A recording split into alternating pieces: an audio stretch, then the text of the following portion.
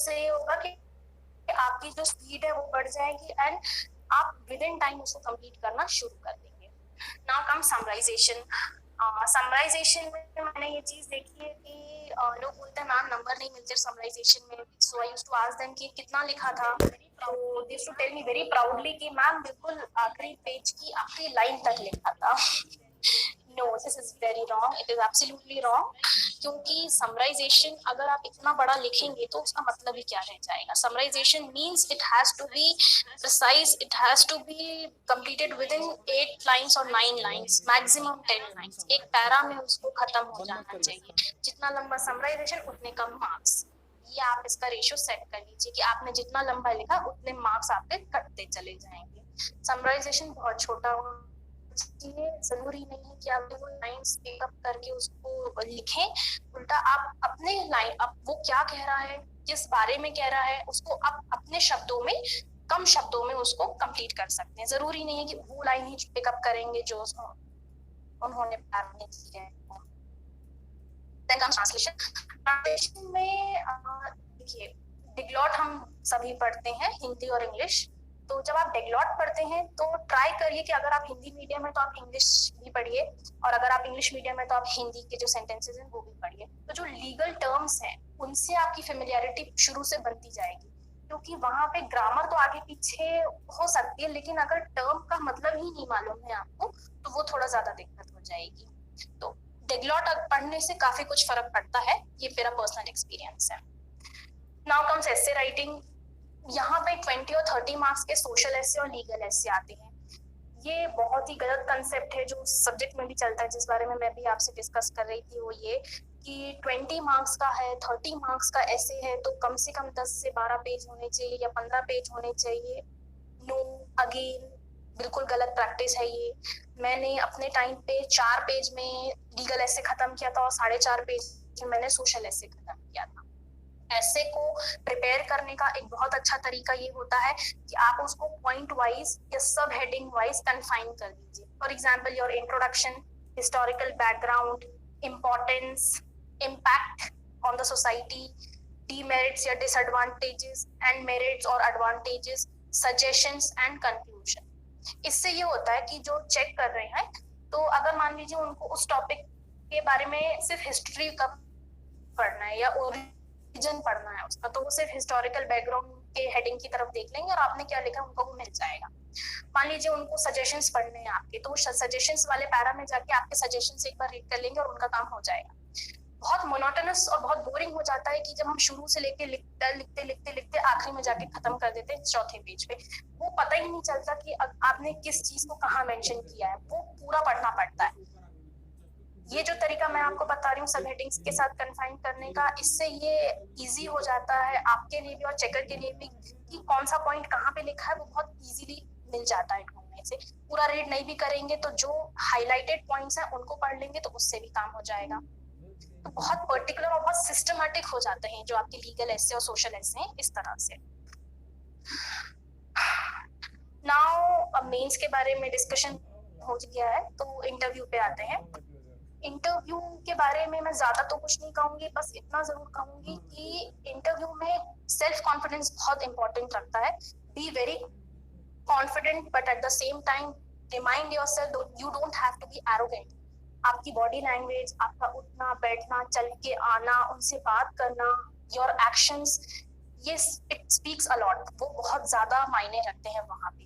क्योंकि देखिए legal knowledge जो है वो उनको मालूम है, ऑनरेबल्स जो वहां बैठे हैं उनको मालूम है कि आपको लीगल नॉलेज है इसलिए आप यहाँ पे बैठे।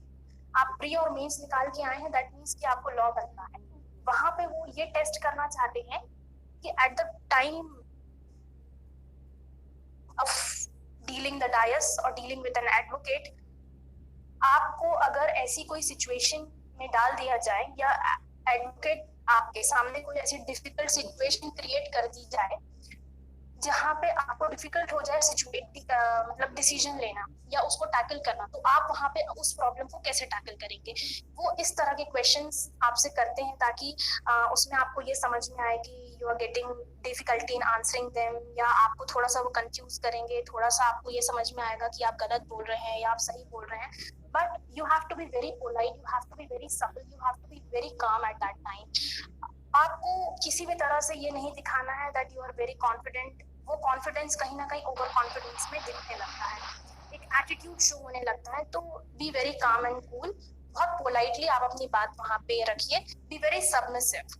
यहाँ इंटरव्यू में हम इसलिए इतना ज्यादा नहीं एक्सपेक्ट कर सकते क्योंकि वी डोंट नो हमसे क्या क्वेश्चंस किए जाएंगे. तो ध्यान बस आपको इतना रखना है कि प्री और मेंस के बाद इतनी नॉलेज तो आपको हो ही जाएगी कि हम बैठ के आपस में कोई भी लॉ पॉइंट पे चर्चा करें तो वो हमको बन जाए. एक और चीज जो इंटरव्यू में आप ध्यान रख सकते हैं वो ये है कि जो भी प्रेजेंट उस इंटरव्यू के टाइम के दौरान आपके कोई भी रिसेंट लॉ से रिलेटेड कोई पॉइंट्स अगर चल रहे हो, कोई केस लॉ आया हो या किसी सुप्रीम कोर्ट ने किसी बात पे कोई फैसला दिया हो, तो उन सब चीजों को आप थोड़ा सा पढ़ के जाइए. They may ask you. So apart from pre mains and interview कुछ दूसरे टिप्स हैं जो मैं इसमें देना चाहूंगी. वो ये है कि be very regular in your studies. ऐसा बिल्कुल नहीं सोचिएगा कि हमको फॉर एग्जांपल रोज 4 घंटे देने हैं, आज हमने 4 घंटे दिए, कल हम किसी कारण से हम 4 घंटे नहीं दे पाए अपनी पढ़ाई को तो हम थर्ड डे 8 घंटे दे देंगे. No, this is very wrong. आपको रोज कंटिन्यूसली रेगुलरली बहुत ऑनेस्ट रहना है अपनी पढ़ाई के लिए.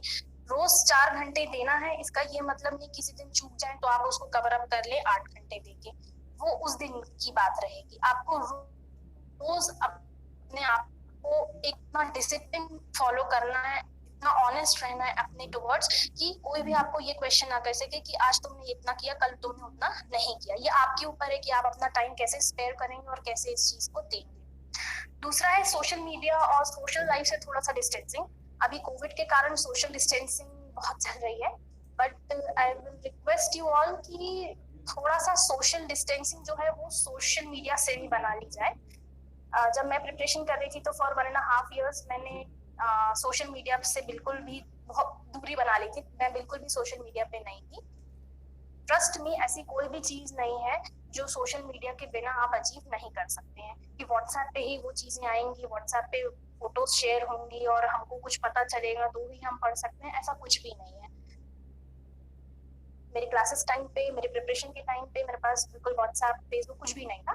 बट आप लोग भी ये कोशिश करिए कि इन सब से थोड़ी दूरी बना के आप अपने गोल की तरफ ज्यादा फोकस रहिए. क्योंकि ऐसा कहते हैं ना कि जब तक हम कुछ चीजों से दूर नहीं जाते हम किसी चीज के पास नहीं आते. तो कुछ चीजों से दूरियां ही आपको आपके जुडिशियल करियर की तरफ लेके जाएंगी. Next is focus towards your goal.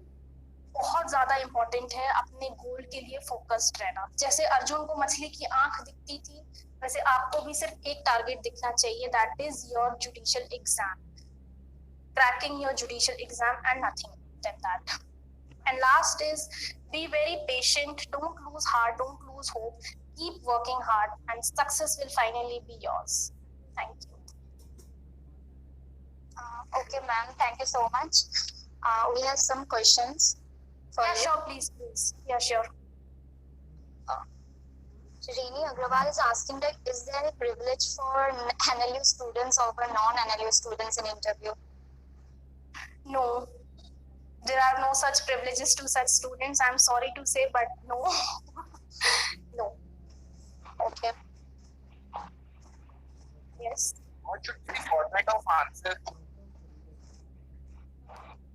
Format of answers. See, as I've told you, there are no such particular format of any answer. It just depends ki what question they are asking. Your answer should start from there. जहाँ पे उन्होंने question क्या पूछा है, what is the question? If they are asking what is section 34 in SRA, state the essential elements and state any exceptions. So your answer should start from section 34 directly. Section 34 of SRA, declaration. Declaration, once you are completed, once you are done with the first part, their second part is what are the essential elements. Just directly come on to the essential elements and exceptions. There is no such format for any answer. कोई एक ideal format नहीं होता है किसी भी तरह का. For example अब they are asking short notes in my मतलब I think so 2016 or 17 previously, they have asked 4 definitions in CPC, I think so. So what you have to do is, if they are asking decree, order, judgment debtor and decree holder, you don't have to do anything. You just have to mention the section number and write it down, and nothing else. No essential elements, no exceptions, no linking up with any kind of sections or whatever.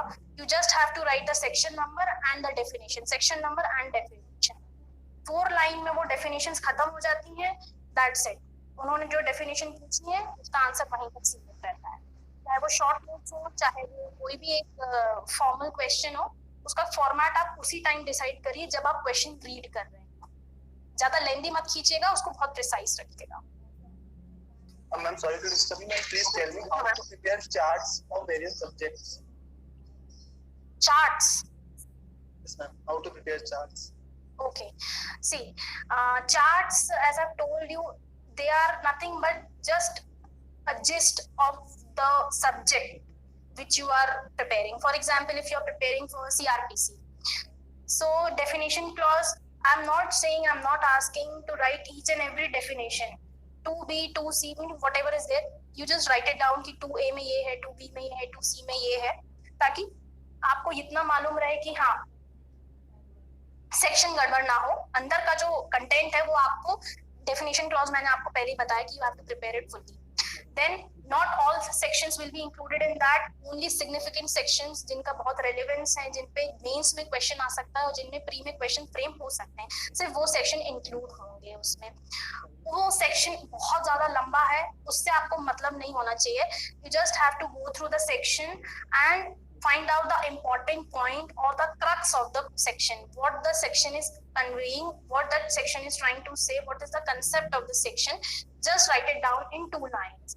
आप जिस language में comfortable हो, आप हिंदी में comfortable हो, आप English में comfortable हो, आप बायलिंगुअल में कंफर्टेबल हो, आप अपने हिसाब से उसका जिस्ट लिख दीजिए उसके सामने. That's it. कोई टाइम ड्यूरेशन हो तो उस सेक्शन की हेडिंग डाल के एरो डाल दीजिए और सीधे सिर्फ उसमें टाइम डाल दीजिए कि इसमें 6 months का टाइम है या 10 days का टाइम है, या कोई अथॉरिटी का मतलब दिया गया है नाम, या अगर मान लीजिए कोई पेनाल्टी है तो पेनाल्टी कौन सी अथॉरिटी इम्पोज करेगी, कितने की पेनाल्टी इम्पोज करेगी, ये बस उसमें आपको एक लाइन में लिखना है.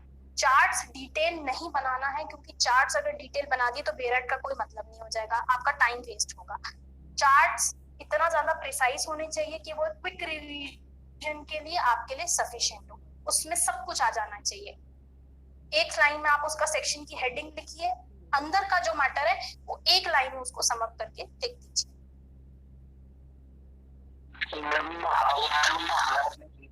मैम कैसे याद रखें सीपीसी को? सीपीसी को कैसे याद करें, ये पूछ रहे हैं?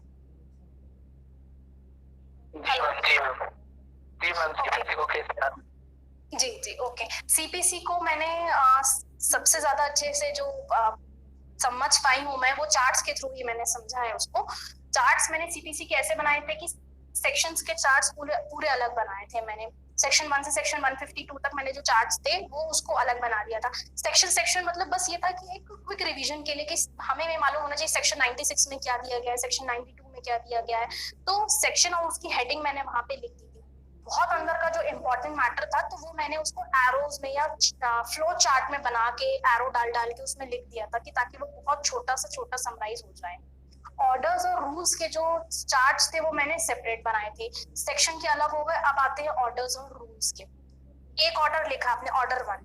ऑर्डर 1 में जितने रूल्स हैं जरूरी नहीं कि आप सारे रूल्स लिख दीजिए.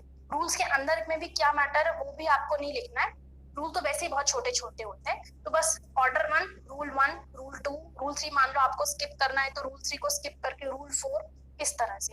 हर ऑर्डर को लिखना जरूरी नहीं है क्योंकि हर ऑर्डर इम्पोर्टेंट नहीं है. 51 ऑर्डर्स हैं. 51 ऑर्डर्स में से 25 ऑर्डर्स भी अगर आप उसको चार्ट में मेंशन करके उसको रूल्स लिख देते हैं वो बहुत ज्यादा हो जाते हैं. और इनको बना के रखना नहीं है, इनको रोज पढ़ना है, तब जाके सीपीसी से आप बहुत ज्यादा फेमिलियर हो पाएंगे. सीपीसी में बहुत डिफिकल्टी इसलिए भी होती है क्योंकि ऑर्डर्स, सेक्शंस और रूल्स को आप लिंक नहीं कर पाते हैं. जहां जहां आपने सेक्शन लिखा है, मान लीजिए उससे रिलेटेड कोई ऑर्डर है, आप तुरंत हाईलाइटर से रेड या ब्लैक से आप उसके आगे वो ऑर्डर नंबर लिख दीजिए, तो आपको मालूम होगा इस सेक्शन से वो ऑर्डर लिंक होता है, तो आप तुरंत उस ऑर्डर को भी देख सकते हैं चार्ट में। कोई ऑर्डर का कोई रूल है, वो अगर सेक्शन से रिलेटेड है तो उस रूल के आगे उस सेक्शन का नंबर लिख दीजिए। कहने का मतलब उसको चार्ट में ही समराइज कर लीजिए। चार्ट से बेटर सीपीसी नहीं हो पाएगी, क्योंकि सीपीसी बहुत ज्यादा टेक्निकल हो जाती है अगर हम उसको से पढ़ें। चार्ट्स के साथ वो चीजें बहुत सिंप्लीफाई हो जाएंगी और रोज आप अपनी नजरों के सामने उसको रिवाइज करेंगे तो इट विल बी। मैम एक रिक्वेस्ट है, चार्ट का अगर कोई सैंपल प्रोवाइड हो जाता अगर इस ग्रुप में तो बहुत ज्यादा हेल्प हो जाती है। Request please. I will try that. I will try that surely. I have a question. I'm a first year law student right now. So should I start taking coaching right from the beginning? Will they be helpful, or should I go for them after my degree is complete? 5 years law, you're pursuing 5 years law? Yes, ma'am. I'm pursuing BBA LLB. Right now, I'm in the first year. Okay, I don't think so. First year, if you're in first year, whatever tips I'm telling you, if you're following that and if you can follow these tips, yes, ma'am, it will be very easy for you to prepare till your 4th year or 5th year will come. I don't think so you need a coaching right now. You're a fresher, and I think so that yes, since beginning, if you are very serious about it, you'll definitely have that. And ma'am, is there any reservation for women in the judicial services? Any kind of reservation? No. Thank you. Anytime. Ma'am, this is the last question that from chat box, that is there any particular name for judicial preparation which you want to refer? Sorry. Your question from chat box, that is there any particular book name which you want to refer for judicial preparation? Book name? No. I have made preparation from Fair. Hello. Okay, ma'am. Okay, thank you. I'm receiving my voice back. Can everyone please mute your mic so that Hello. yes, ma'am. Ma'am एक personal question था कि जैसे कि judiciary के बारे में कुछ मिथ्या बनाई गई है कि जुडिशरी लाइफ में आपको इंडिपेंडेंस नहीं मिलती है, ज्वाइन करने के बाद आपको आजादी नहीं मिलती है, आपकी भी पर्सनल लाइफ ब्लॉक हो जाती है, तो उसके बारे में आपका क्या एक्सपीरियंस है?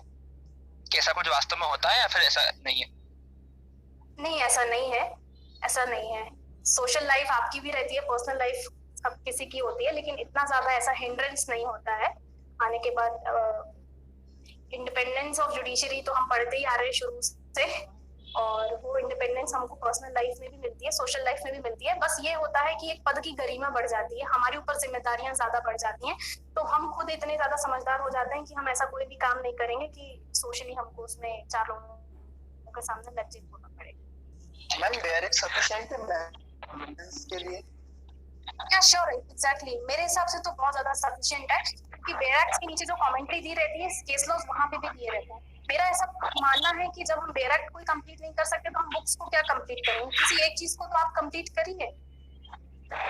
मैम लॉ के अलावा और क्या पढ़ सकते हैं? Sorry, you are not audible. Please put your questions on chat box. Ma'am law के अलावा और क्या पढ़ सकते हैं? इसके अलावा लॉ के अलावा और कौन से सब्जेक्ट पर फोकस कर सकते हैं? लॉ के अलावा मेंस में जो लॉ में और भी सब्जेक्ट होते हैं ना जी, वो तो स्पेसिफाइड है ना कि कितने सब्जेक्ट्स आपको लॉ के जो है वो आ रहे हैं, तो वो तो पहले से क्लियर होते हैं कि आपको 12 सब्जेक्ट्स हैं या 15 सब्जेक्ट्स हैं। उन सब्जेक्ट्स की प्रिपरेशन और उन सब्जेक्ट्स के आंसर्स तो प्रिपेयर करना ही करना है आपको।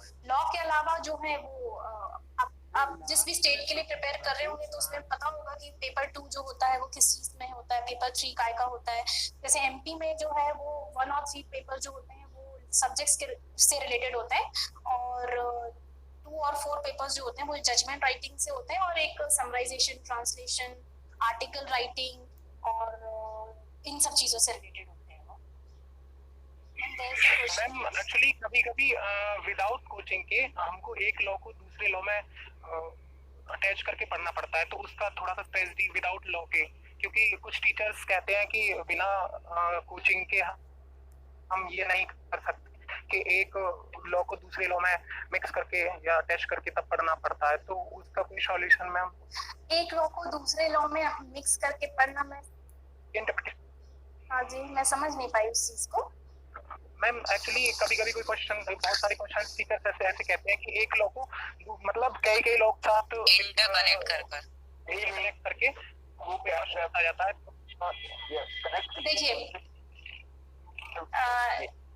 ये जो कॉम्पिटिटिव एग्जाम है ना, तो इसमें ऐसा कोई भी जो तरीका है, जो पैटर्न है यहाँ का, वो ऐसा नहीं होता है कि इसमें मतलब आप दूसरे लॉज को भी लिंक करते। जो मैंने आपको बताया कि जिस बारे में वो पूछ रहे हैं आपसे, जिस सब्जेक्ट से रिलेटेड वो पूछ रहे हैं, तो आपको सिर्फ उसकी ही रिक्वायरमेंट को फुलफिल करना है। आप अनावश्यक किसी और लॉ से उसको लिंक करने की जरूरत या जहमत ना उठाइए, क्योंकि आपका टाइम तो वेस्ट होगा ही होगा, उसमें नंबर भी आपको मिलने नहीं है। वो लॉ के टाइम हम करते थे, जब हम एलएलबी या बीएलएलबी हम कर रहे थे, तब हम उसको लिंक कर देते थे ताकि हमको और मार्क्स मिल जाए, थोड़ा आंसर भी लेंथी हो जाए तो देखने को रहे कि हाँ, हमने इतने नंबर के आंसर को इतने पेज में लिखा है। जुडिशरी में ऐसा बिल्कुल नहीं होता है कि आप सीपीसी को सीआरपीसी से लिंक कर दीजिए, आईपीसी को सीआरपीसी से लिंक कर दीजिए, या कॉन्ट्रैक्ट को टीपीएस से लिंक कर दीजिए। ऐसा बिल्कुल भी नहीं होता है, मेरे हिसाब से तो नहीं होता है। उससे थोड़ा सा बचिए आप।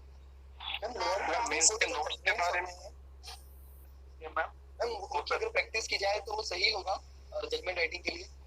जजमेंट राइटिंग के लिए क्या बोल रहे हैं आप? Sorry, hello hello.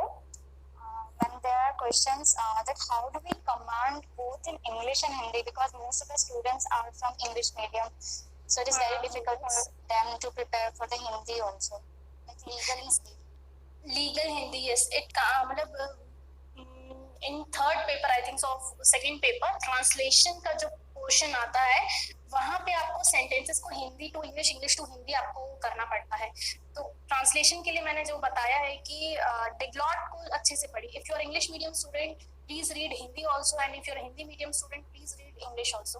उस सेक्शन के दोनों ही तरफ को आपको पढ़ना बहुत ज्यादा जरूरी है। अगर आप उसको छोड़ भी देते हैं तो दिक्कत ये होती है कि वो लीगल टर्म्स से आपकी जो फेमिलियरिटी है वो नहीं बन पाती। फॉर एग्जाम्पल कुछ टिपिकल वर्ड्स होते हैं, execution, enforcement, prosecution and many more, तो उसका हिंदी क्या तभी समझ पाओगे जब आप दोनों को पढ़ते पढ़ते चलोगे साथ में। अदरवाइज ट्रांसलेशन के अलग से कोई क्लास लेना या ट्रांसलेशन को अलग से समझना, I don't think so it's a right stage now कि हम अब हिंदी की क्लास ज्वाइन करें या इंग्लिश की क्लास ज्वाइन करें। आपको उसको खुद से ही प्रिपेयर करना पड़ेगा, क्योंकि आना लॉ ही है। ट्रांसलेशन जो होगा वो लीगल ही आना होगा। तो लीगल आपको सबसे अच्छा काम क्या मिलेगा? जो आप डायरेक्ट पढ़ रहे हैं, आप डायरेक्ट पढ़िए, हिंदी भी पढ़िए, इंग्लिश भी पढ़िए। ज्यादा आपको मतलब और उसमें आपको क्वालिटी अपनी इम्प्रूव करनी है तो आप ये कर सकते हैं कि जो जजमेंट्स हैं आप वो हिंदी में थोड़ा सा पढ़िए, तो आपकी फेमिलियरिटी बढ़ेगी। जो हिंदी वाले हैं वो इंग्लिश के जजमेंट्स को थोड़ा सा देखिए, सैंपल देखिए उसके, तो काफी कुछ आपको पता चलता जाएगा। मैम, एज यू सेड कि आंसर क्वेश्चन आंसर फ्रेमिंग में, हाँ जी, हेलो, यस,